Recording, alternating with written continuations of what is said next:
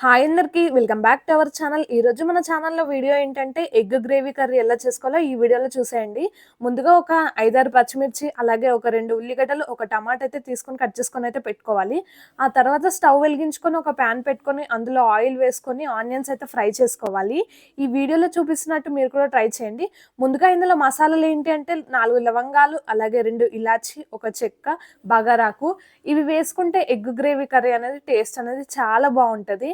Fry చేసుకున్న onions అయితే ఒక ప్లేట్‌లో అయితే తీసుకోవాలి.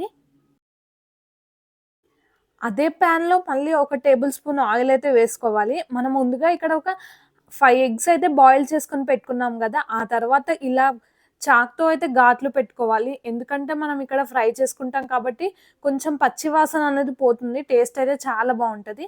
ఇందులో కొంచెం పసుపు అయితే వేసుకోవాలి. అలాగే టేస్ట్‌కి సరిపడా కారం అయితే వేసుకొని అయితే ఫ్రై చేసుకోవాలి.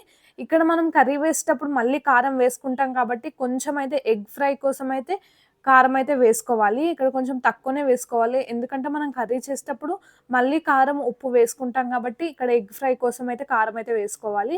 ఇక్కడ కొంచెం స్టవ్ లో ఫ్లేమ్‌లో పెట్టుకొని అయితే ఎగ్ అయితే ఫ్రై చేసుకోవాలి. ఆ తర్వాత మనం ఇంకో ప్లేట్‌లో అయితే ముందుగా ఫ్రై చేసుకున్న ఎగ్స్ అయితే ఇందులో వేసుకోవాలి. ఆ తర్వాత ఆనియన్స్ ఫ్రై చేసుకున్నాం కాబట్టి అది మిక్సీ జార్‌లో వేసుకోవాలి. ఇక్కడ మనమైతే ముందుగా మసాలాలైతే ఒక ప్లేట్‌లో తీసుకున్నాం కదా! అవన్నీ అయితే మిక్సీ జార్‌లో అయితే వేసుకోవాలి. లవంగాలు, అలాగే ఇలాచి, ఒక చెక్క ఇవన్నీ వేసుకోవాలి. ఆ తర్వాత ఒక 4 లేదా 5 పొట్టు తీయని వెల్లుల్లిలు వేసుకోవాలి. ఈ వెల్లుల్లి వేసుకుంటే టేస్ట్ అనేది చాలా బావుంటది. ఇక్కడ ఒక అల్లం ముక్కైనా వేసుకోవచ్చు, లేకపోతే అల్లం వెల్లుల్లి పేస్ట్ అయినా వేసుకోవచ్చు. ఆ తర్వాత కొంచెం కొత్తిమీర ఆకైతే వేసుకోవాలి. ఇవన్నీ వేసుకొనైతే మిక్సీ పట్టుకోవాలి. టేస్ట్ బావుండాలి. అలాగే ఎగ్ గ్రేవీ కర్రీ అనేది కొంచెం చిక్కగా ఉండాలంటే జీడిపప్పులైతే ఒక 5, 6 అయితే వేసుకోవాలి. మనం ముందుగా ఒక టమాటా కట్ చేసి పెట్టుకున్నాం కదా! అది కూడా మిక్సీ జార్‌లో వేసుకొని పేస్ట్ చేసుకోవాలి. ఆ తర్వాత అదే ప్యాన్‌లో ఒక 2 టేబుల్ స్పూన్ల ఆయిల్ అయితే వేసుకోవాలి.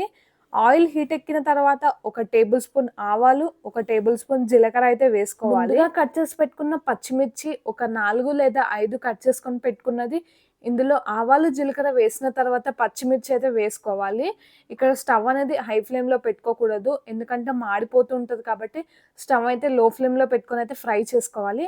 ఇక్కడ మనం ఇవన్నీ వేసుకొని అయితే మిక్సీ పట్టుకున్నాం కదా! ఈ పేస్ట్ అనేది ఈ కర్రీలో వేసుకుంటే టేస్ట్ అనేది చాలా బావుంటది.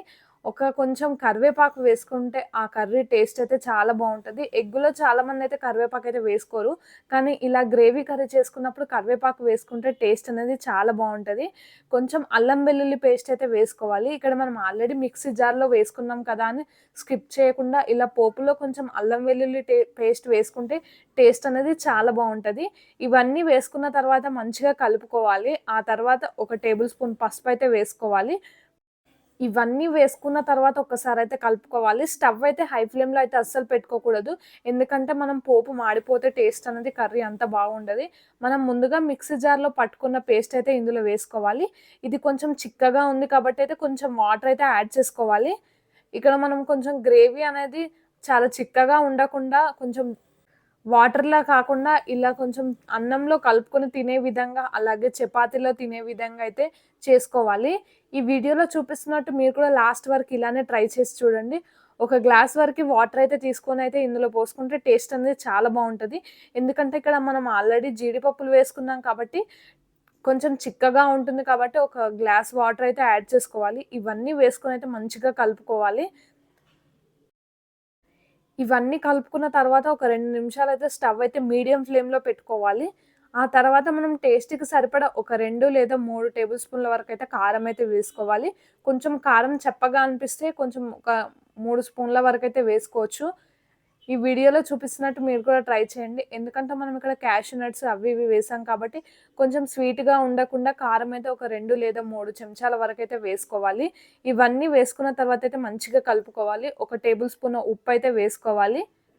ఇక్కడ ఉప్పయితే చూసుకుంటూ అయితే వేసుకోవాలి. లాస్ట్‌లో సరిపోకపోతే మళ్ళీ వేసుకోవచ్చు. కానీ ఒకేసారి అయితే ఎక్కువగా వేసుకోకూడదు. ఇక్కడ మనం టేస్ట్ కోసం అయితే ధనియాల పొడైతే వేసుకోవాలి. ధనియాల పొడి వేసుకుంటే టేస్ట్ అనేది చాలా బావుంటది. మీరు కూడా అయితే ట్రై చేసి చూడండి. ఇక్కడ మనం ఆల్రెడీ కొత్తిమీర వేసుకుంటున్నాం కాబట్టి ధనియాల పొడి అవసరమా అని కొంతమందైతే అనుకుంటారు. కానీ ఈ ధనియాల పొడి వేసుకుంటేనే టేస్ట్ అనేది చాలా బావుంటది. మనం బయట నుండి ఎలాంటి మసాలాలు కూడా అవసరం లేదు. హోటల్ స్టైల్‌లో ఇలా ఎగ్ గ్రేవీ కర్రీ చేసుకోవచ్చు. చాలా సింపుల్‌గా, సూపర్‌గా ఉంటుంది. లాస్ట్‌లో మనం బగారాకు అలాగే ఒక 2 పచ్చిమిర్చి యాడ్ చేసుకుంటే సరిపోతుంది. కొంచెం చిక్కగా ఉండాలంటే ఇందులో కొంచెం పెరుగైతే యాడ్ చేసుకోవాలి. పెరుగు ఇష్టం లేని వాళ్ళైతే స్కిప్ చేసుకోవచ్చు. కానీ టేస్ట్ అనేది చాలా బావుంటది. లాస్ట్‌లో కొత్తిమీరాకు వేసుకుంటే సరిపోతుంది. వేడి వేడి ఎగ్ గ్రేవీ కర్రీ అయితే రెడీ అయిపోయింది. ఈ కర్రీ చపాతీలో కూడా చాలా బావుంటది. మీరు కూడా ఒకసారి అయితే ట్రై చేసి చూడండి. లాస్ట్‌లో కొంచెం కస్తూరి మెంతి యాడ్ చేసుకుంటే ఆ టేస్ట్ అయితే చాలా బావుంటది. ఈ వీడియో లాస్ట్ వరకు చూసి మన ఛానల్‌ని అయితే మీరందరూ తప్పకుండా సబ్స్క్రైబ్ చేయండి. వీడియో నచ్చినట్టయితే మీరందరూ అయితే లైక్ చేయండి. ఈ వీడియో చూసి మీరందరూ తప్పకుండా ట్రై చేయండి.